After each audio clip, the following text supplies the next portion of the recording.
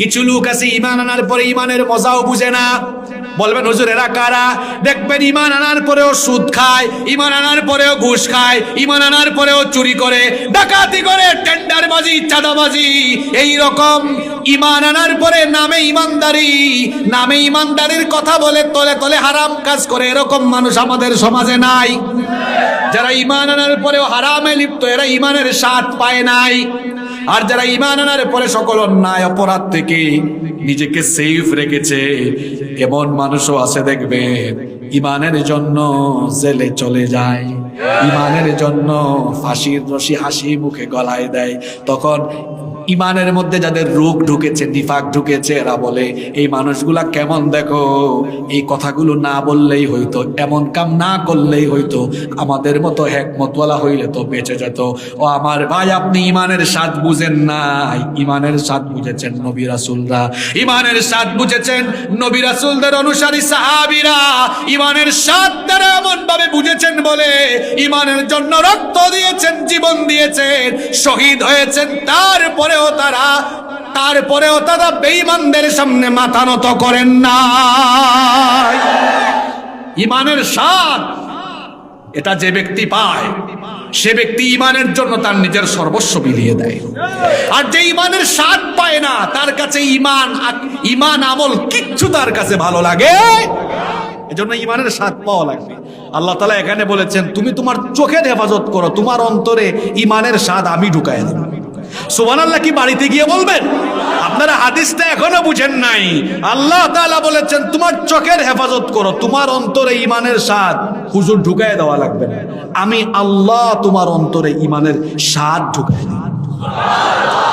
ঈমানের স্বাদ পেলে তারাবির নামাজ 1.5 ঘন্টা হইল, মনে হবে 1.5 মিনিট। ঈমানের স্বাদ যে অন্তরে নাই, সে অন্তর হলো এমন, হুজুর 10 মিনিট নামাজ আদায় করলে পেছন থেকে নামাজে মজা। ঈমানের স্বাদ নিয়ে ওয়াজ করলে 1 রাত লাগবে। ঈমানের স্বাদ কি জিনিস বুঝেন? আলী রাদিয়াল্লাহু আনহু পায়ের মধ্যে বিষাক্ত তীর ঢুকেছে, সাহাবীরা খুলতে যায়, চিৎকার মারে। নবীজি বললেন দাঁড়াও, নামাজের সময় হোক, দেখবা কি হয়। তখন নামাজে দাঁড়িয়েছেন, অন্যান্য সাহাবীরা গিয়ে তীর খুলে দিয়েছেন, তিনি শব্দও করেন নাই। সাহাবীরা জিজ্ঞেস করলেন কি ব্যাপার আলী, তুমি নামাজে দাঁড়ানোর পর তীর বের করলাম, একটু কিছুই করলা না। তিনি বললেন নামাজে দাঁড়ানোর পরে আমি তিলাওয়াত আরম্ভ করে এমন স্বাদ পাচ্ছিলাম, মজা পাচ্ছিলাম, তখন তোমরা আমার পা থেকে যে তীর বের করছো আমি তো টেরও পাই না, সালাম ফিরে দিকে না, তোমরা এটা বের করে ফেলছো। সুবহানাল্লাহ।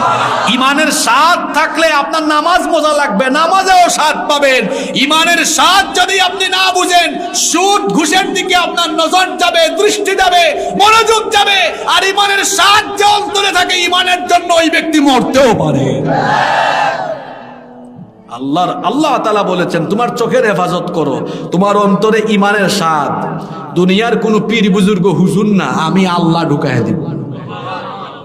ঈমানের স্বাদ জানতো কিসের হেফাজত করতে হবে? শুধু পরনারী থেকে? কিসের থেকে?